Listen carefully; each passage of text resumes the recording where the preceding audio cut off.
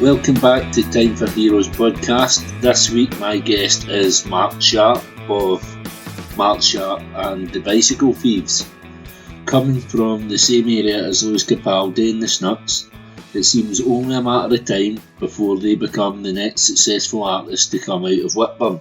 Having played all the notable venues in Scotland and a mini tour of England under their belt, I spoke to Mark about his career highlights to date and what the band's plans are for the future. And, as always, we finished with Mark picking his 4 heroes to come for dinner. Enjoy the show, guys, and I'll be back again soon with another episode of the Time for Heroes podcast. How was your gig last night? We did a wee, just like a wee pre-recorded set for Gig in the Goyle. Right. So my mate, we've played every year. It's actually the manager that he works up in our Gale holiday camp, so he does. He kind of puts that festival on. So we play every year. It's a brilliant wee festival. Like, have you ever been? I've not been to the festival, but I've been up at the lodges 2 or 3 times with my mates. It's really nice up there. You should get up for the festival, mate. It's brilliant. So when's that? When is that? Not Saturday. Is it? We just got pre-recorded. I think there is bands like doing like live sets up there, but they're only a certain amount doing it. And we were all free, like as a full band, to go up. We've got other stuff on, so we just did a wee pre-recorded one at my mate's house. I ended up taking all the stuff out the living room and that. Right. So whereabouts is it? Is it in the hotel that they do it? I'm not sure where this one is. They've got, it's obviously the holiday camp, so they've got a big hall in there. So that's like one stage, and there's like loads of rooms in the wee castle bit. Right. So there's a stage in there, and the wee hotel bar bit.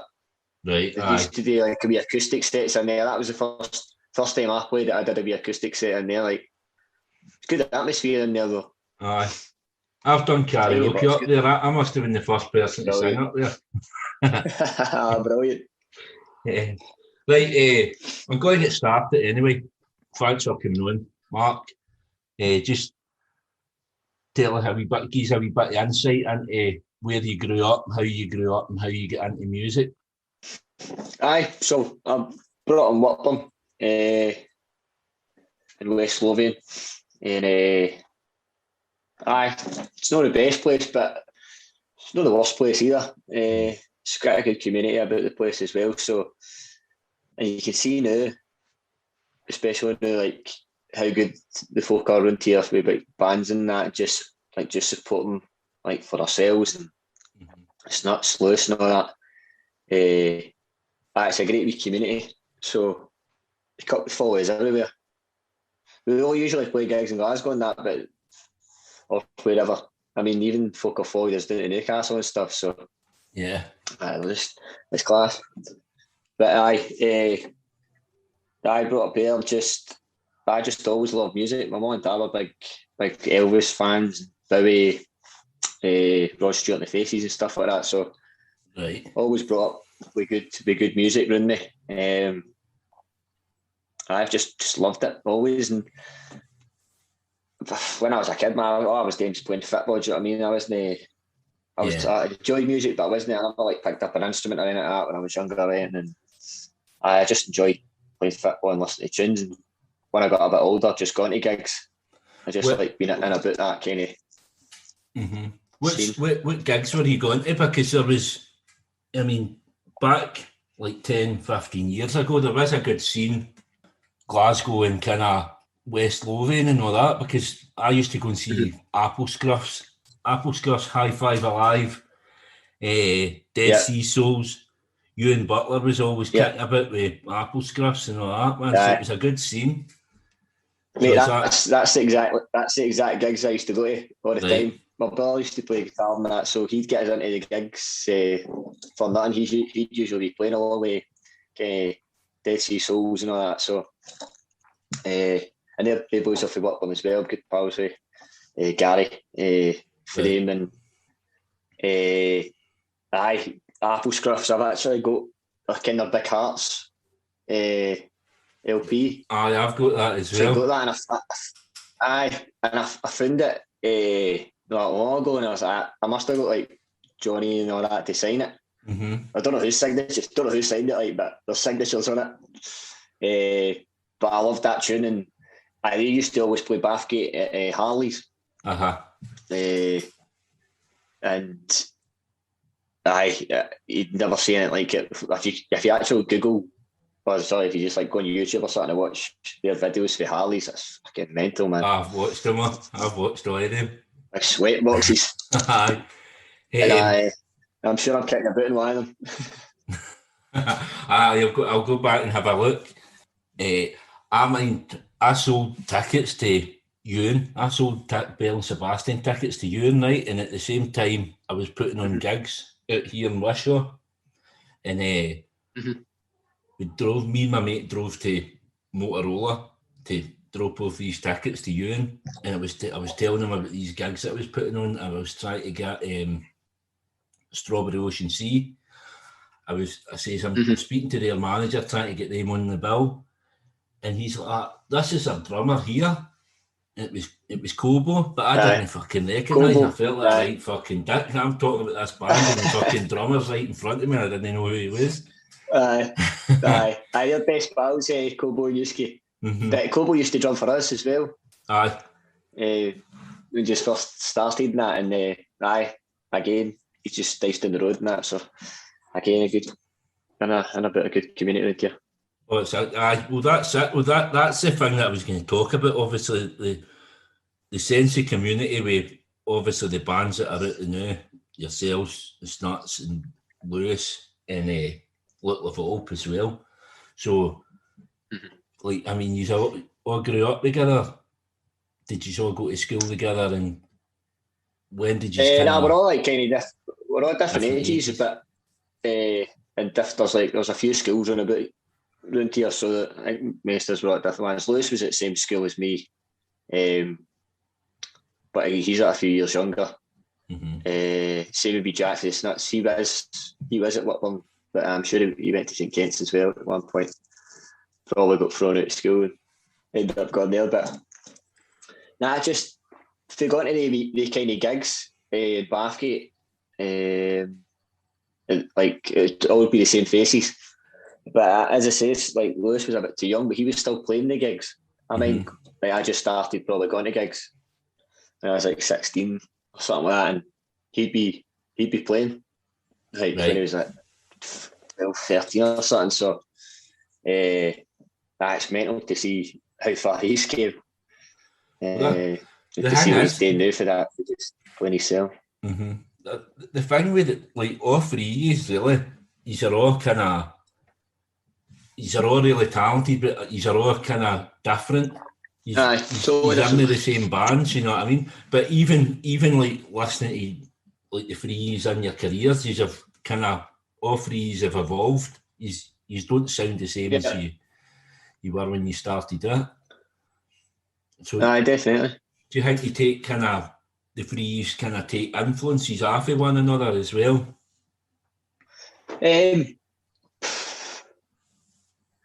I mean, probably in a way you don't even realise you do, but but as you say, it's like the music's all totally different. And that's what's quite surprising as well, because you think if there was like a scene for one area, it would kind of be all the same kind of music. So it's not like it's a punk scene or a rock scene or anything like that. It's just tunes, man. And it's just musicians kind of supporting one another, really, isn't it? That's and I think it's good to be different, because you don't want to just see yourselves like just living off that and try to copy them and hope that they can take you places. You want to do your own thing and make sure you take yourself to that place.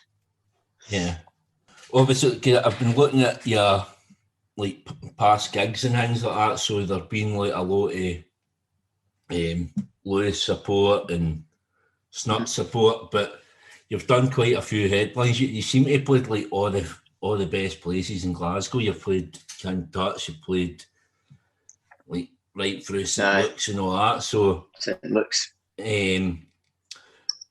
your headline shows like the St Luke's one, and that was mega. What would you say is your best gig in Glasgow? I'd say it was that St Luke's gig. I mean, playing King Tut's was amazing as well. But that's just it. It's just a natural progression. That's where you always, if you, I don't know, if you play a few wee venues and that in Glasgow and you go with King Tut's, then, the next time you do, you need to step up every time. But like jumping for King Tut's to St Luke's was quite a big jump because it's like double the size, and it was quite nerve-wracking when we decided to just go for that. I mean, we could have done another wee stepping stone, but we decided to just go for it. And again, we managed to we set that out in advance, and that was a big surprise. And then it's like, where's next? Barrowlands, but that's asking an awful lot as well. Well, you never know. It will not be far off. See, like the thing with St Luke's, like when I was going to gigs 10, 15 years ago, St Luke's wasn't a thing. So having that now, like the last, I don't know, maybe 5-6 years, man, that's it's a good kind of step between. It's definitely. Like different venue size, isn't it? What about Academy? Is Academy smaller than Barrowlands, or? I'm not sure actually. I don't know if it's much smaller if it is, but or maybe like the ABC or something like that. That's maybe like that got burnt down, didn't it? Oh, fuck, that would have been good to play there. But just before it did, that like the Snuts played there, I think they supported Sherlock's or something like that. And that was good to that was at that, and that was kind of good to see them playing on that stage. I really like that venue. Seen a lot of bands in there, so it would have been good to play that, but unfortunately, it's no longer. What about? But I mean, Barrowlands that's a dream though. That's where you want to be. Yeah. Oh, of course. I mean, the Barrowlands. I've never seen a bad gig in the Barrowlands. What about playing down south? How do you feel like the crowd take to you down there? Well, that was the kind of... Well, we did a couple of dates with Snuts. Trying to think where we played. I think it was Liverpool, Sheffield, Sunderland. So like that was a good experience for us getting outside Scotland and kind of just dipping my toe in the water down there. And I taken us quite well. So we thought, let's put our enemy tour on. We done Newcastle, London, and Manchester, and they were brilliant. That was just before the pandemic, obviously, but we might. I don't know how we sold all these shows out, but because you don't expect to sell it anywhere outside Scotland. Do you kind of worry that nobody will know you? Aye, definitely. And I mean, it's hard to judge because you don't know if anybody's heard you down there. But as I say, like folk from up here kind of followed us down as well, which was great. But I'm puzzled to how they sold it. It's the sound though, isn't it? Because see now everything's Spotify, so you listen to a band and then there's you like this, listen to this. So that's how I listen to a lot of bands. So it is good for that, man. Spotify's a definitely for some things, but I think you're right for that. Aye. And that's you try to, when you're booking these gigs, you try to gauge because obviously they can tell you who's listening where and whatnot. So you try to find out through that. And I think at the time we were getting quite a lot in London, and we were actually, I think most places were in like Dublin or something like that, I'm sure. Right. So I think we need to get ourselves out there next. But we just chanced it, and luckily we done it, and it went well. So what one out of the three would you say was the best there? What sort of crowd? They were all really good, man. I don't know what one sounded the best. I think London was that we ended up getting, like, the guy recorded it, the sound boy there, he recorded it without telling us. Luckily he did, because then we had something to put out during the pandemic and that. But Newcastle for me was quite a special one, because we had our mates the Northern Threads join us on that, and it was just an amazing night. And it was the night before we were headed to Aberdeen for Lewis gig, so we were on a high, like, we were buzzing. So the Newcastle crowd's kind of similar to ourselves, isn't it? So definitely. Plus, if you've got a team of yous down there as well, man, it would be some carry on. So, so then from that Newcastle gig, was it the next day you played Aberdeen? Straight for Newcastle up to Aberdeen. And Van Brettington and all that. That was a good laugh. What was the communication like in the way up there? Because obviously it was this was the last gig before lockdown, wasn't it? So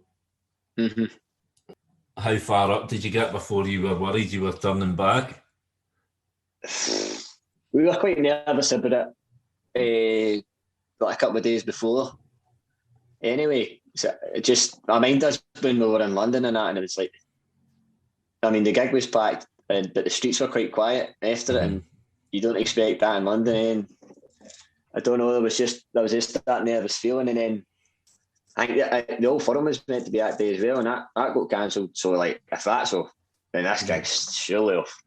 But we'll, like, just make it through this day, and luckily it was on, and that was unbelievable. Yeah. What's it like playing to a crowd like that? Because by this point, Lewis is a pop star. He's no kind of, it's a different crowd. So what was it like playing to them? It's a weird one because they're definitely not there to see us. You know what I mean? But you do get the people that do go along for support bands and that as well, and like, they get down early. Obviously, the front row not interested at all. They're doing their early tours. But we got loads of great feedback after that and gained a few followers and stuff on social media. So we were really happy how it went. But as you say, it's not the crowd you're used to, but I don't mind that. Do you know what I mean? If we gain any fans, then it's well worth it anyway. It's a challenge, isn't it, as well? It's a challenge to kind of win people over. It's hard because, like, you're just, I mean, we didn't really get a sound check of that, so we're just going for it and see how, hopefully hope for the best type thing. And then obviously Lou's got a big production behind it as well when he comes in, so it's you think you do well, and then you get him and you're like, still got a way to go. But no, it was a unbelievable experience, and forever grateful that Lewis asked us. What's the script with a gig like that? Obviously, it's with your pal, but like he's that big at that point. So do you get seen him backstage or that, or is it kind of? Aye. Still would see him. He's obviously hectic before and after his gigs and that, but he always makes time to come and see us and that before. And then we had a good party after it anyway, that's for sure. we went out, I think we all went out locked in with a 2-week hangover anyway, so we won the two bottom isolated.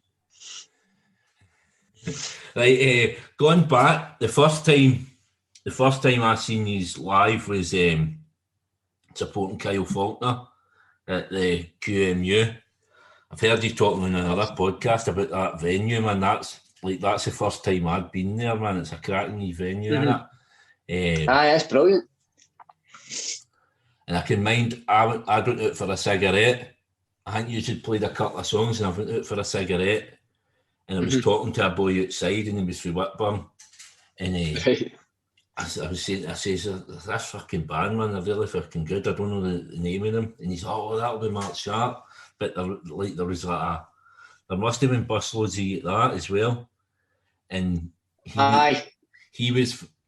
guy was fucking raving about Luke LaVault. That's who he was going on about. But that's the first time I seen you, and I was really impressed. And your cover of Born Slippy, man, that was amazing, man. Where did that come from? Why did you decide to put that in? I know you've been playing it for a while, but I'm not too sure, to be honest. When I did like the acoustic shows and that in pubs, I'd play it, but I don't know. It was maybe came for that, and we thought let's try it with the band, and we kind of, it doesn't even feel like a cover anymore because we've played it that long. It's like when we were doing that Hyde Park live stream thing, we were like, we should do a cover for it, and it's like we're already doing a cover actually, but it was that. So I don't know where it came from. I absolutely love that song, and like obviously it's famous through Trainspotting, and that's my favourite film as well. So I think that's probably where it came from. I can't actually mind we've been doing it that long, but right. That's mental to think that they're still doing that, because I think we've played at that King Tut's gig as well, and that was a while back now. But no, just going back to that gig with Kyle Falconer, Cobo was drumming that night, and he missed sound check, and so did Connor, I think. Right. So we didn't get after the best start with that, but I think Cobo ended up playing the gig of his life as well, though. Right. Try to probably make up for being late, but I think that was the first time we played Amorous as well. Right, but well, that's the thing as well, because all your songs, I think they all sound completely different from one another, which is kind of you never get a chance to kind of like, that's what they sound like, man. You never kind of pigeonhole yourself. That's what I like about you. Aye, that's always been the kind of goal, to do that as well. Because like I know bands have their own sound and that, and then that's fair enough. But like you kind of get bored. For me, anyway, I know people like to keep listening to, like they like what they like type thing. But for me, I like it when bands go a wee bit out of their comfort zone and try something different and mix it up. And we always try to stay true to us and no try and drift off too far. But just always mix it up with each release, and I think we've successfully done that so far. So, So what is the writing process with the band? Is it kind of, do you come up with the idea and then kind of take it to them once it's? We're always trying new things as well, trying new ways of writing. But like I feel like since like the lockdown and stuff like that, everybody's kind of been chipping in to try and kind of get something done. So they'll send over all these ideas and stuff like that, and then I'll put lyrics to it or whatever, or I'll send them over ideas, let them put their parts to it. So you're always trying to, you have to try and find new ways, because we're not in the same room to kind of write together now. So it's try to do it all online and stuff like that. But we find the season a bit. Well, we'll get back to it again soon. Yeah, the lockdown covers. You've done the lockdown covers album. I've been watching all the kind of releases on Facebook and things like that, and then you brought it out as an album. But I mean, like the songs on that are also different as well. It's all kind of different styles, man. But I don't think there's a bad song on it. I think you smashed every one of them. Cheers, man. But there's one song, The Look. That's like completely different. That's like mega, man. That's completely different from the rest. But see your new single, Sink or Swim. I think that's kind of get that sound like The Look. So I didn't know if that was some sort of influence there. That I mean, there's a good chance, because Darley plays the keys and stuff. He puts the synth sounds and stuff on it like that. He's a big fan of Astronomy who did the Look song. So there probably is definite. He'll be buzzing that you've said that. It's really good, man. That's his favourite band. But so there probably is kind of in that way. I never really thought about it like that, because it's like, you're now I'm thinking about it, you're right. I don't know. I didn't know maybe if that's like a pointer as to maybe the way you are going to go, the sound you are going to go in the future. But maybe. I mean, it's like you say, it's hard to like kind of pigeonhole what your sound's got to be like. You feel like you're progressing, but you never really know what direction we're going in. next. So, yeah. But you never know, mate. You never know. Well, because I mean, I like that Tippy Toes as well. I've been singing that at work all day. I've been driving folk off their head with it. Brilliant. Because I'm not a very good singer either. And I've got my earphones in, I'm singing, folk are just like, what's he fucking doing? Oh, brilliant, man. So, what's obviously the single was released, was it 2 weeks ago? Aye, 2 weeks ago, aye. So, and it was sitting quite high up in the charts and iTunes at one point, wasn't it? I didn't look to see where it kind of settled at. Where was that? Aye, it got number 1 in the rock charts. Right. And it made it into number 20 on the UK official charts. So that's something new for us as well. We never experienced that before, so that's pretty good. We never pushed it either. I didn't, to be honest, I didn't even know how it happened. I think like there's something to do with like pre-sales and all that, but if you pre-save it and all that stuff, but I mean, we never kind of pushed that. We put a link there and it was up to people if they wanted to buy it or pre-save it or whatever. So yeah, thank you to all the people that done that, because it's quite cool to see your tune in the charts. Like, he's done well, man.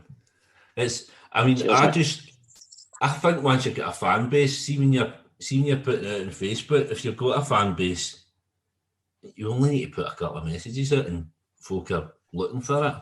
Because I was checking Spotify constantly.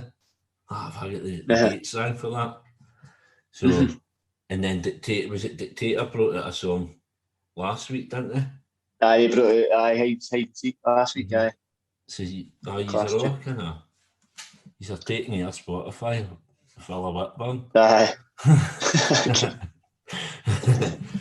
So, what's next? Like, album-wise and things like that? Have you got any plans for anything like that? Just depends when we get back in the studio, I think, and see what tunes I've got. We're always kind of writing away in the background, and got sitting on a few demos that were and a couple of tunes that we've started on in the studio. We need to go back in and finish. So I've got a mountain of tunes, but I mean, I don't know album wise what's going to happen with that. I'd love to bring out an album, like, so we'll see. It's going to cost a lot of money, I think, though. So we need gigs to come back so we can. Yeah, but that's it. Gigs are what make you your money, really, isn't it? And my pal, I've got a pal, drummer of the La Fontaines. And, nice one. I've actually got the other book here, mate. Yeah. At handy. Aye. That's class, the stories that he's wrote. I was listening to a podcast quality as well, man. Did you hear it? Is it Jamie that plays drums? Aye. That's his stories in it, that book, aye. Brilliant, man. He's bringing out another one. He's bringing out his diary next year. But, class. I forgot, where's my chain of thought there? Why was I saying them? I get, obviously, listening to podcasts, and you'll know he's fucking on building sites and putting fridges in shops and things like that. So, I mean, what do you do? How have you been managing through lockdown? Do you get other jobs or what? Aye, well, all the boys worked anyway. But I was just doing music, but I've just went and got like a wee part-time postage job just to keep me going there. Right. So that's for the next few months, mate. So, what's that, Royal Mail? Aye. That's where I work. I work for Royal Mail. It's only a wee part-time. I think it's October or something. So, I'm hoping gigs are back by then, so we can get back into that, man. Because I mean, it's keeps you going to do, like, gets you out of the house and stuff, but gets a wee bit of money in, but I need to get back into the music, mate, pronto. So, obviously, you're aware of the podcast called Time for Heroes, and says to you last week about picking 4 heroes to come to a dinner party. Aye, no, I was thinking about it. So is it like, does it have to be like Dead or alive. Musicians, or is it? Dead or alive. It doesn't need to be. It can be whoever you want. It could be a family member. It could be a sportsman. It could be whoever you like. Right. So 4 heroes, and then you, as well as that, you need to tell me what you're planning to meet them for dinner as well. Right. Well, I think I'm a big fan of Italian food, mate. So I just put a big spread out of pasta, pizza, garlic bread, bruschetta, all that. Some gnocchi or something like that. Something quick, mate, so that so as you can enjoy get to swallow it. Exactly. I mean, I'm thinking Billy Connolly and Will Ferrell right. for a laugh. Got to get a hell laugh, and then we'll need to get folk in for a sing song. George Harrison. Right, that's a good tune as well. That's a good choice. He can play the guitar. I don't know. We need to get a good singer. Well, my favourite singer is Otis Redding, so right. Okay, that'd be amazing to hear. That's some squad, man. Otis Redding. I was going to say Noel Gallagher just to nip his seed and just because I quite like watching his interviews and stuff like that.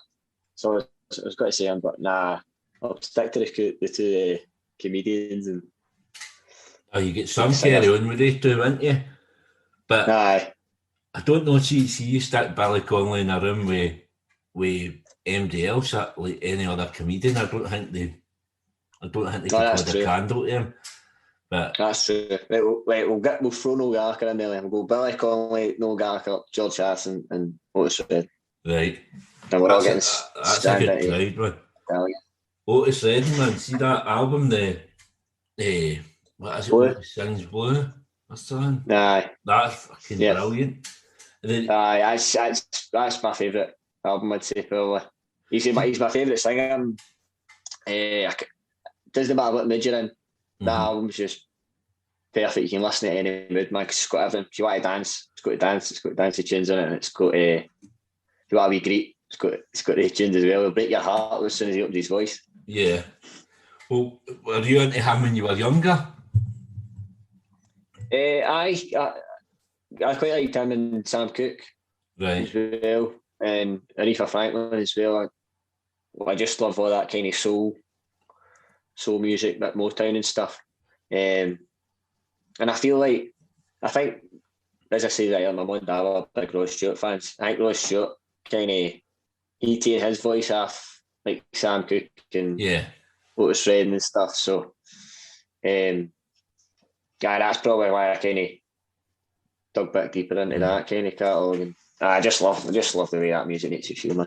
Yeah, because I mean, like, I knew who he was, but I hadn't really listened to him, and it wasn't until I don't know, about 5 years ago, there was a programme on Sky Atlantic. It was called The Quarry, and they played an Otis Redding song in that, and while they were playing it, a guy get the batter fuck it, a guy put him under a motor and crushed him or something. And there's that's the greatest song I've ever heard. And on that album, and like the full album's brilliant, man. Aye. Can you mind what song it was? It was a slower one. I've Been Loving You, maybe. I think it was that. Because he starts with that lyric in. As soon as he starts, I'll send you a message with one is, and then I'll cancel it and put the right one in the podcast. You do edit, mate. You can't beat it. Thanks very much for coming on. That'll do us, man. I hope you all enjoyed this episode of Time for Heroes podcast. If you would like to get in touch, the best way is on the Facebook page, Time for Heroes podcast, or on Instagram at Time for Heroes podcast, or Twitter at Time for Heroes P1, or drop me an email at timeforheroespod@gmail.com. gmail.com. You'll find Time for Heroes on all podcast platforms, including Spotify, Apple, Google and Amazon. Please leave a review where you can, share with others, and more importantly, enjoy.